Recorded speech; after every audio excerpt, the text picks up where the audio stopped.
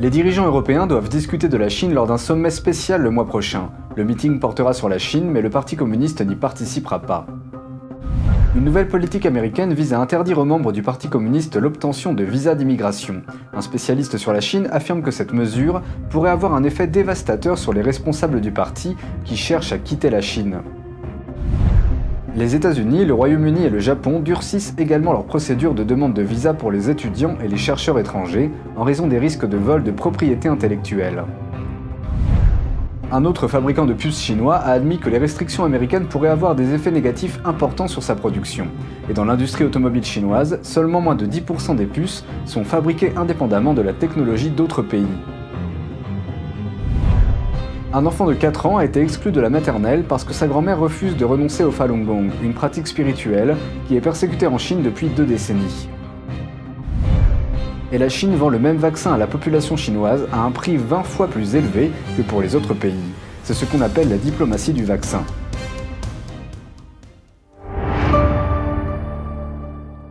Bienvenue dans Regard sur la Chine, je suis Vladian Huitens. Des centaines d'étudiants chinois pourraient être exclus de l'accès aux universités britanniques. En effet, la Grande-Bretagne s'efforce de limiter les matières que les étudiants étrangers peuvent étudier dans les universités. Selon le journal The Times, ce serait pour lutter contre une menace de vol de propriété intellectuelle par des étudiants chinois. Selon un site web du gouvernement, les étudiants de 3e cycle qui veulent étudier dans un secteur susceptible d'être utilisé dans des programmes d'armement doivent déjà passer par un processus de vérification. Selon The Times, la liste sera désormais élargie pour inclure des sujets tels que la cybersécurité et les technologies aéronautiques. Un porte-parole a déclaré que cette décision visait à protéger la sécurité nationale tout en reconnaissant la richesse académique qu'apportent les étudiants étrangers, y compris ceux de Chine. Cette mesure devrait bloquer des centaines d'étudiants chinois et ceux qui sont déjà inscrits pourraient voir leur visa annulé. Le Japon prend également des mesures. À partir de 2021, le Japon renforcera sa procédure d'examen des demandes de visa pour les étudiants et les chercheurs étrangers. Selon un rapport exclusif du journal japonais Yomiuri Shimbun, le ministère des Affaires étrangères au Japon a affecté 2 millions de dollars à l'amélioration de la procédure de sélection. Le rapport note que les États-Unis et l'Australie sont vigilants face aux stratégies de Pékin, comme l'utilisation d'étudiants et de chercheurs pour subtiliser des technologies. Mais il ajoute que le Japon n'est pas aussi strict. Les experts craignent que les étudiants chinois rejetés par les États-Unis se tournent vers le Japon.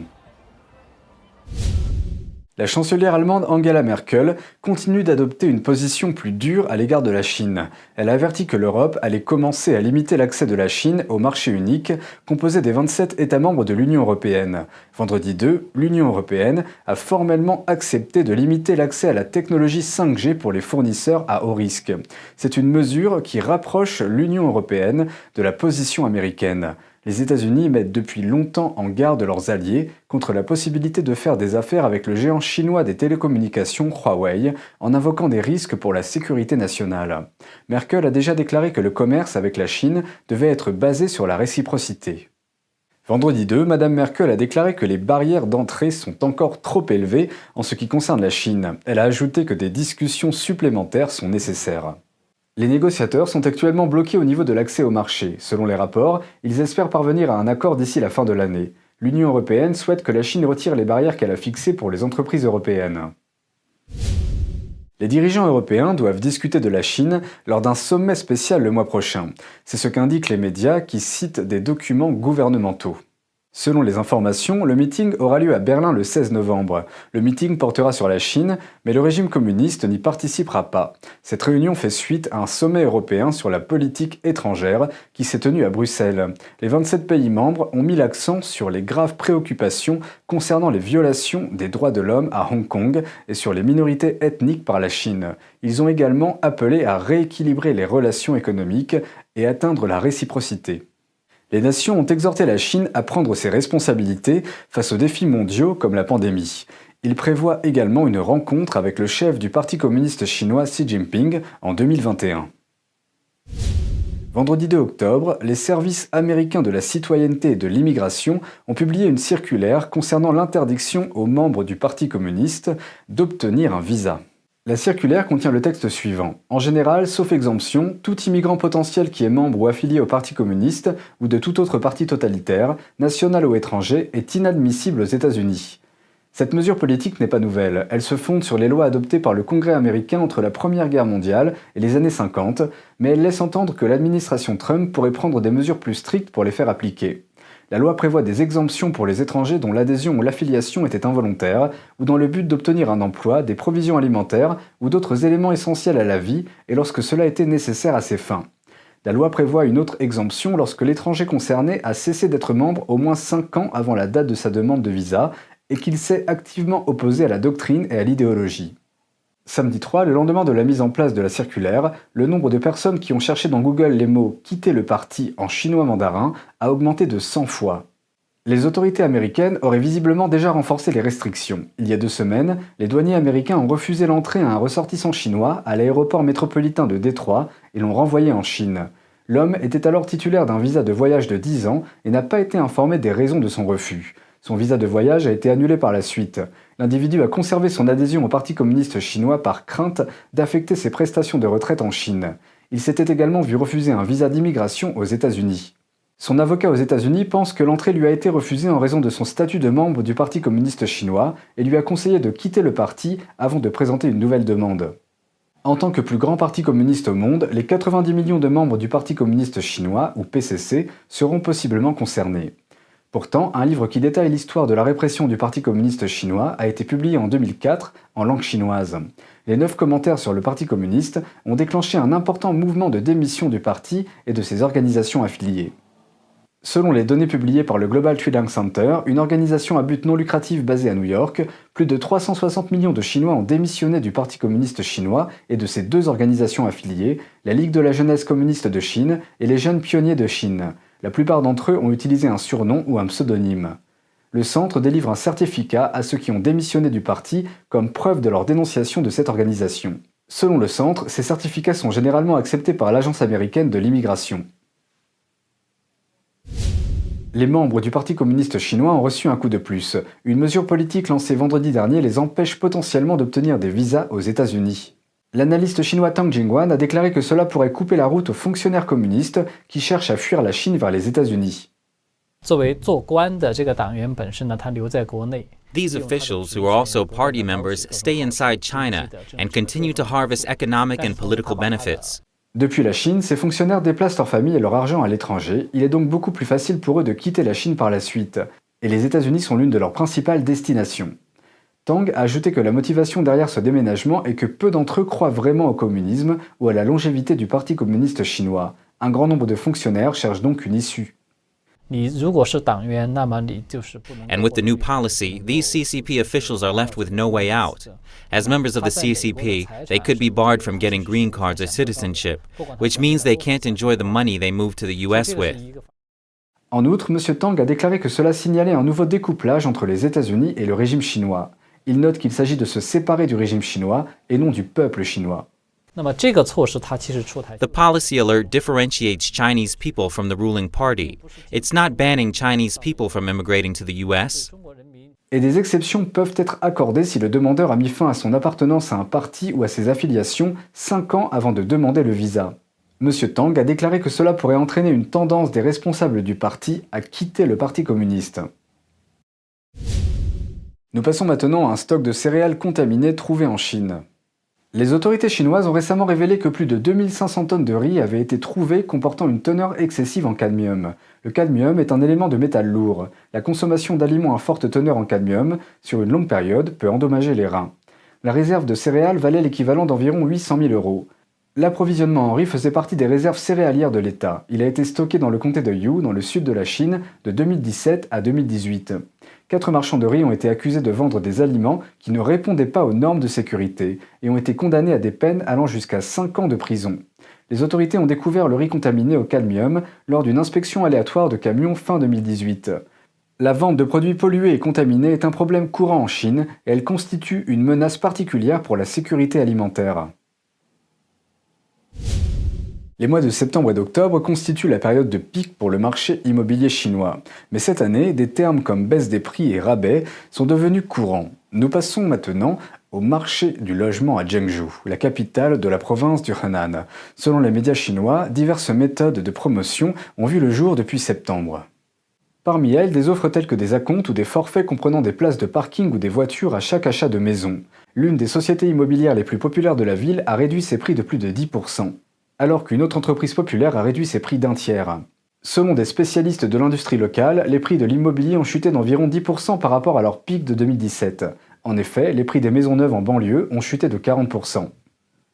Selon les données de l'Institut de recherche eHouse de Shanghai, les transactions liées au nouveau marché du logement de Jiangzhou ont chuté de plus de 20% en septembre.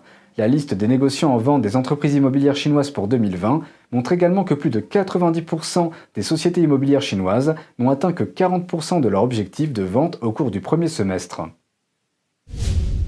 Les prix de 2 vaccins chinois contre le Covid-19 ont été publiés. Chacun des vaccins nécessite 2 doses, au prix de près de 76 € s'ils sont traités en Chine.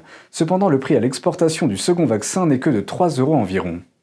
Au début de cette année, le Premier ministre chinois Li Keqiang a déclaré que 600 millions de personnes en Chine, soit environ la moitié de la population chinoise, ont un revenu mensuel d'environ 127 €. Un vaccin coûtant près de 76 € représente une somme vraiment importante pour ces personnes. Les vaccins sont inactivés, cela signifie qu'ils contiennent des particules du virus qui ne peuvent plus causer de maladie, mais qui déclenchent toujours la production d'anticorps. Selon la chaîne de télévision Phoenix TV, basée à Hong Kong, le vaccin sera lancé à la fin du mois de décembre. C'est la première fois que la Chine exporte un vaccin. La semaine dernière, sur la base de l'accord d'un essai clinique de phase 3, le gouvernement de l'État de São Paulo au Brésil a signé un contrat avec la Chine pour l'achat de 46 millions de doses. L'essai a également commencé en Indonésie et en Turquie, et il pourrait ainsi obtenir des vaccins à bas prix. Un porte-parole du ministère des Affaires étrangères a annoncé en septembre dernier que la Chine donnerait la priorité à la fourniture de vaccins aux pays en développement sous forme de dons. Quelques mois auparavant, le leader chinois Xi Jinping avait promis que les vaccins devraient d'abord servir aux pays africains. Tout comme de nombreux pays avaient désespérément besoin de masques faciaux il y a quelques mois, la Chine pratiquait la diplomatie du masque facial. Elle donnait la priorité aux pays qui ne critiquaient pas sa dissimulation de l'épidémie. Aujourd'hui, les vaccins semblent être devenus un autre outil dans le même but. Le plus grand fabricant de puces de Chine a annoncé qu'il était soumis à des restrictions au niveau de l'exportation vers les États-Unis. Dimanche, Semiconductor Manufacturing International Corp, ou SMIC, a déclaré dans un communiqué que les restrictions pourraient avoir des effets négatifs importants sur sa production et ses activités. Cette déclaration a confirmé les informations diffusées par les médias la semaine dernière. Lundi, le cours de l'action de SMIC à Hong Kong a chuté de 5%. Cette baisse fait suite à celle des 27% enregistrés en septembre, lorsque des rapports ont fait état de la possibilité que les États-Unis prennent l'entreprise pour cible. Les mesures prises par les États-Unis auront probablement des répercussions de grande envergure. Les semi-conducteurs ou puces ne sont pas seulement utilisés dans les téléphones portables, ils sont essentiels pour diverses industries technologiques, y compris les constructeurs automobiles. Selon un article publié par un site web scientifique et technologique chinois, moins de 10% des puces utilisées par l'industrie automobile chinoise sont produites sans utiliser de technologies provenant d'autres pays. Et les puces utilisées dans des parties clés de la production sont entièrement importées. Cela inclut les capteurs et les systèmes de conduite autonome. L'article cite des données de recherche de 2019 indiquant que les 10 premières entreprises de semi-conducteurs automobiles opérant en Chine sont toutes originaires des États-Unis, d'Europe et du Japon. Elles représentent une part de marché totale d'environ 70%. L'entreprise Anshi Semiconductor représente le plus haut niveau du secteur en Chine sous les entreprises locales. Mais elle n'a atteint ce niveau de réussite qu'après avoir acquis des parts d'une entreprise européenne. L'article conclut que si certains domaines étaient sanctionnés, la Chine pourrait être totalement incapable de produire des substituts. Maintenant, nous portons notre regard vers la Chine centrale, où un garçon de 4 ans s'est vu interdire l'entrée à l'école maternelle au cours du mois dernier. Le petit garçon vit dans la ville de Macheng, dans la province du Hubei. Il est interdit d'école tout simplement parce que sa grand-mère pratique la discipline de méditation Falun Gong. L'école maternelle a refusé de l'accueillir sous la pression des autorités chinoises. Le Falun Gong est une pratique spirituelle qui est originaire de Chine. À une époque, elle aurait été pratiquée en Chine par 100 millions de personnes avant que le Parti communiste chinois ne lance une campagne de persécution violente contre la pratique en 1999. Ceux qui pratiquent suivent les principes directeurs de vérité, compassion et tolérance dans leur vie quotidienne. Selon le site d'information sur le Falun Gong Minghui.org, qui est basé aux États-Unis, la grand-mère du garçon, nommée Tao Lahuai, pratique toujours le Falun Gong en Chine malgré le danger. Elle aurait refusé de renoncer à sa foi malgré le harcèlement de la police et les multiples arrestations dont elle a fait l'objet au cours des 20 dernières années. Tao a plus de 70 ans. Pendant des années, elle a été enseignante dans la même école maternelle qui a depuis interdit l'entrée à son petit-fils. Elle a pris sa retraite il y a 15 ans. Le principal de la maternelle a dit à la famille de Tao que le garçon ne pouvait pas être admis à moins que Tao ne signe une déclaration dans laquelle elle promet d'abandonner le Falun Gong.